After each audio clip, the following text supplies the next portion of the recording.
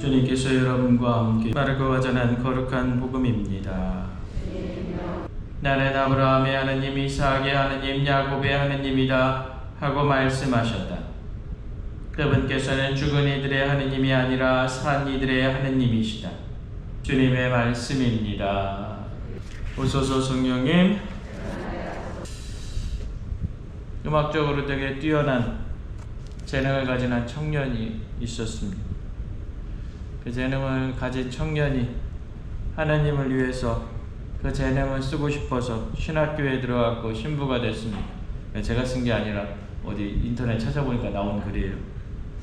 몇 년 뒤에 본당 신부가 돼서 본당에서 자기 재능을 떨치겠다고 열심히 해서 성가대도 활성화시키고 미사도 창미사로 막 공헌하고 라틴어 성가도 하고 막 그랬습니다. 신자가 막 늘어야 되는데 신자가 점점 줄어드는 겁니다.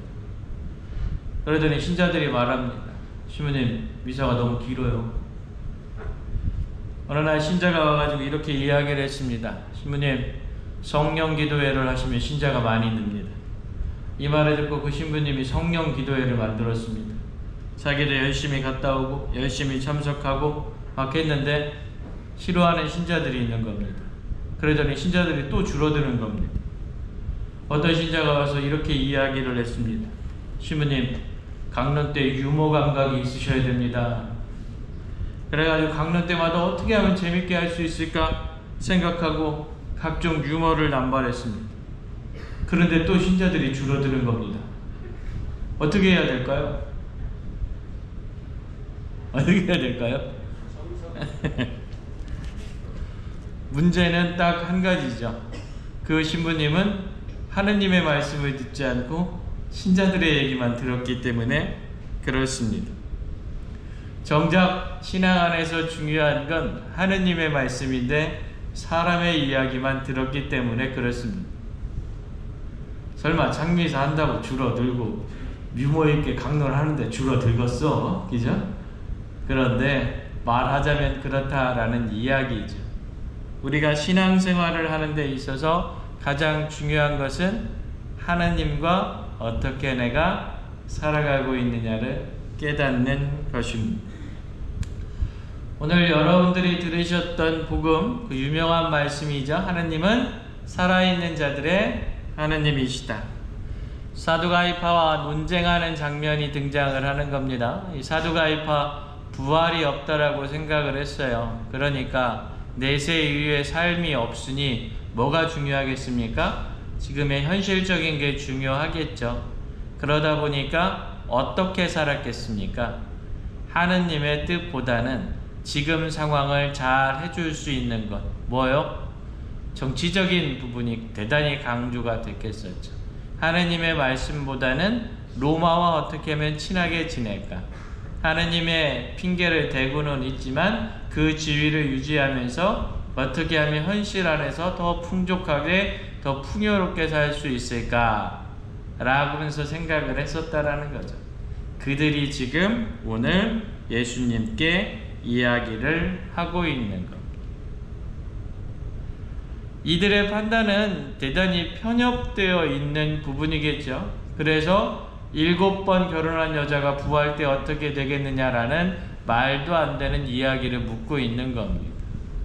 이런 경험 사제로 살다 보면 많이 합니다. 제가 성전을 이전해야 되겠다라고 이야기를 하니까 어떤 분들이 와서 막 이야기를 하세요. 그런데 대다수의 분들이 그럼 어떻게 기도를 시작할까요? 라는 이야기는 저는 둔산동에서 단 한 번도 들어보지 못했습니다. 더 재밌는 건 시모님, 국회의원 선거가 얼마 남지 않았으니 그걸 이용해 보시면 어떨까요? 라고 저한테 이야기하는 건 몇 번 들었습니다. 둔산동 성당 신자들도 사두가이파와 별반 다를 것이 없는 모습일 수 있습니다. 이렇게 되면. 그래서 오늘 예수님이 우리에게 아주 따끔하게 이야기하시는 거죠. 아브라함의 하느님, 이삭의 하느님, 야곱의 하느님이시다. 그분께서는 죽은 이들의 하느님이 아니라 산 이들의 하느님이시다. 신학적으로 아브라함의 하느님은 어떠한 하느님이었을까? 우르에서 가진 재산을 다 버리고 하느님의 약속 하나만 믿고 떠나고 있는 그 아브라함을 지켜주시는 하느님. 이삭의 하느님은 그런 떠남의 아브라함이 아니라 이제는 약속의 징표로서 태어난 이삭을 지키고 계시는 하느님. 야곱의 하느님은 단순한 징표로서의 하느님이 아니라 이스라엘의 역사의 성조들을 이제는 나타나게 하시고 그들을 이끌고 계시는 하느님. 시대에 따라서 행동과 행위가 모두 다르게 그들을 위해서 어떻게 하면 좋은 것을 주실까 고민하시는 하느님. 그래서 내 역사 속에 내 돌아가신 아버지의, 돌아가신 할아버지의 나와는 상관없는 하느님이 아니라 지금 나와 가장 연관되어지는 하느님, 그 이야기를 예수님께서는 하고자 하셨던 겁니다. 아브라함의 하느님으로서 하느님께서는 죽은 이들의 하느님도 되시지만 지금 나와 관계성을 맺고 있는 하느님으로서 살아있는 하느님도 된다라는 것. 그래서 하느님은 단순한 하느님이 아니라 모든 이들의 하느님이 된다라는 것. 그것을 예수님께서는 우리들에게 이야기하고 싶었던 겁니다. 그렇게 하느님을 알고 있는 사람들은 결국에 하느님의 말씀을 듣고 하느님께서 원하시는 대로 행동을 합니다. 그런데 하느님께 관심이 없고 오직 사람의 말만 관심이 있다면 사람에게 어떻게 잘 보일까만 생각하게 되는 거죠. 세상의 물질적인 것에만 관심을 갖게 되고 세속적인 부분으로 하느님의 일을 자꾸 해결하려고 하게 되는 겁니다. 어떠한 경우에 있어서도 우리 신앙을 한쪽으로 치우치면 안 됩니다. 죽은 아브라함의 하느님이어서 죽은 이들의 하느님이다 라고 생각하는 경향도 간혹가다 많이 있어요. 그런 사람들 죽음에 이르러서 내가 회개하면 된다 라고 생각하는 경향들이 많이 있습니다. 그런데 그건 신앙이 아니지요. 거래일 뿐입니다. 신부님 저는 아니지요. 여기 계신 분들은 아닐 거예요. 그런데 천주교 신자 중에 엄청나게 많이 있습니다. 장례미사 하러 가서 보면 10명 중에 7, 8명은 다 20년, 30년 냉담했다가 죽음에 이르러서야 성당에 온다, 성당에 연락한 사람들이 많이 있습니다. 그 10명 중에 7명이 고백성사를 드립니다. 그러면 그 사람들 중에 과연 성찰을 얼마나 했을까? 저는 단 1명도 본 적이 없어요. 성찰된 사람. 성당 나오셔야 됩니다 하면 100% 다 나온다고 약속합니다. 어떻게 됐을까요? 제가 궁금하잖아요. 제가 또 궁금한 건 잘 못 참는 성격이에요. 그래서 전에 있던 분당에서 장례미사를 쭉 하고서 그 나오는 프로테이지 한번 조사해 봤어요. 몇 프로나 나왔을 것 같으세요? 10%도 안 됩니다. 10%는 아주 특이한 케이스입니다. 그런데 나온다고 다 약속했는데 90%는 다시 나오지 않습니다. 그저 죽은 이들의 하느님일 뿐입니다. 죽음에 이르러서 과연 이렇게 하면 좀 낫지 않을까라는 것. 어떤 신앙도 아니죠. 그냥 거래일 뿐입니다. 내 안에 있는 하느님이 야곱의 하느님, 살아있는 하느님만이 되었다면 어떻게 됐을까? 우리가 가장 크게 범하는 우 중에 하나지요. 뭡니까? 살아서 복을 받으면 된다. 그래서 헌금을 얼마 내고 희사를 얼마 하고 내 생에 봉사를 얼마쯤 하면 지금과 같이 누리고 있는 편안함을, 평화를 그렇게 책임져 주시리라.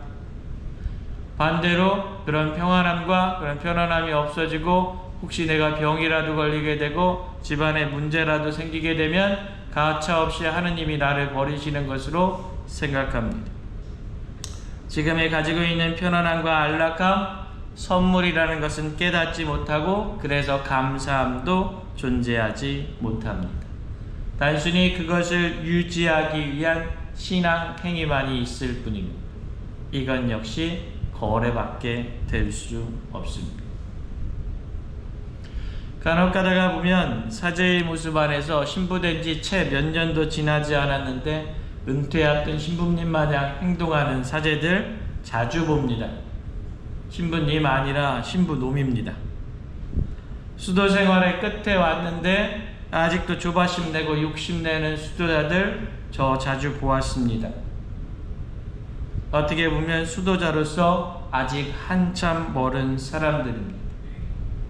그에 반해서 신자들 중 많은 분들이 겉으로는 그리 잘 산 것 같아 보이지도 않고 지금 몸이 몹시 아프기도 한데 하나님께서 주신 것에 대해서 너무나 감사하면서 사시는 분 많이 보았습니다.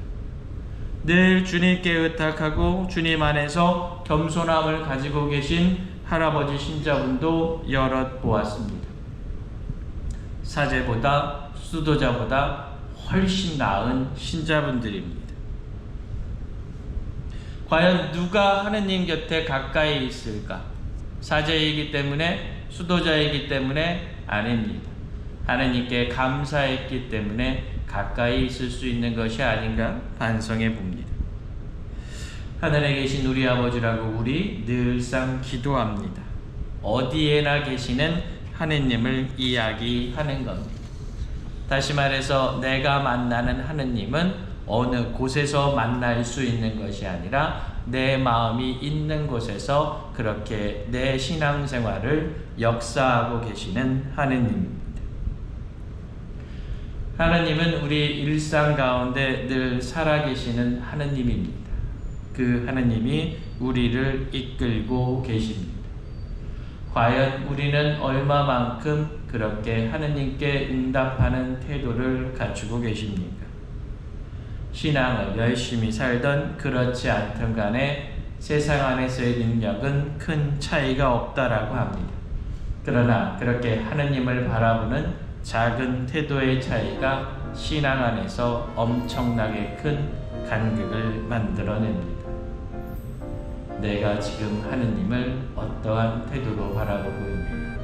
한 번쯤 성찰해보는 시간 되시길 부탁드립니다. 잠시 묵상하겠습니다.